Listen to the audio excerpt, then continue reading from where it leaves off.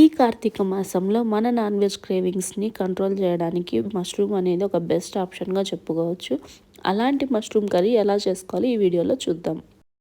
ముందుగా మష్రూమ్స్ని క్లీన్ చేసుకొని ఇలా పీసెస్ చేసుకొని సైడ్లో పెట్టుకోవాలి.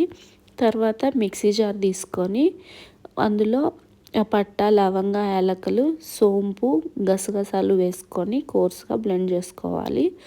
అలా బ్లెండ్ అయిన పౌడర్లో గ్రేవీ కోసం ఆనియన్ని వేసుకొని పేస్ట్ చేసుకోవాలి.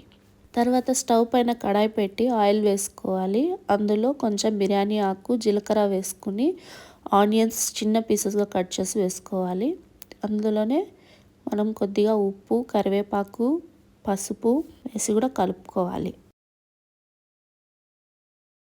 అది వాడిన తర్వాత అందులోకి పచ్చిమిరపకాయలు వేసుకోవాలి. దాంతోపాటు అలా పేస్ట్ చేసుకున్న ఆనియన్ మసాలా వేసుకొని బాగా వాడ్చుకోవాలి. మిక్సీ జార్లో పిడికెడు జీడిపప్పు వేసుకొని కొంచెం వాటర్ వేసి నానబెట్టుకోవాలి. ఈ వీడియోలో చూపించిన విధంగా అల్లం వెల్లుల్లి పేస్ట్ వేసుకొని బాగా అడుగు పట్టకుండా వాడ్చుకోవాలి.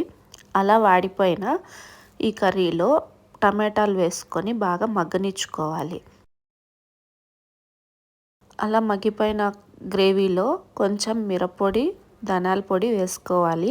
మేమైతే ఇంట్లో దంచిన మిరప్పొడి, ధనియాల పొడి వేసుకుంటాము. అందువల్ల కొంచెం ఎక్కువగా వేసినట్టు అనిపించవచ్చు మీకు. మనం కొనిందైతే అంత యూస్ చేయాల్సిన అవసరం ఉండదు. ఇలా కలుపుకున్న దాంట్లో మనం ముందుగా క్లీన్ చేసి పెట్టుకున్న మష్రూమ్స్ వేసుకొని బాగా వాడ్చుకోవాలి.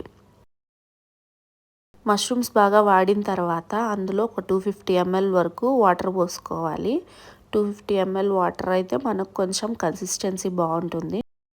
మనం ముందుగా నానబెట్టి పెట్టుకున్న జీడిపప్పుని పేస్ట్ చేసుకొని కర్రీలో వేసి కలుపుకోవాలి. దాంతోపాటు కసూరి మెతి కూడా వేసుకోవాలి.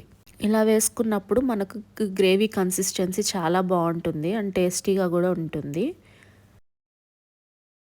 ఫైనల్గా అది మనకు నచ్చిన కన్సిస్టెన్సీలో వచ్చినప్పుడు మనము కొత్తిమీర వేసుకొని స్టవ్ ఆఫ్ చేసుకోవాలి. మీకు ఈ వీడియో నచ్చినట్లయితే లైక్ చేయండి, ఫ్రెండ్స్ అండ్ ఫ్యామిలీకి షేర్ చేయండి, నా ఛానల్ని సబ్స్క్రైబ్ చేసుకొని సపోర్ట్ చేయండి. Bye bye.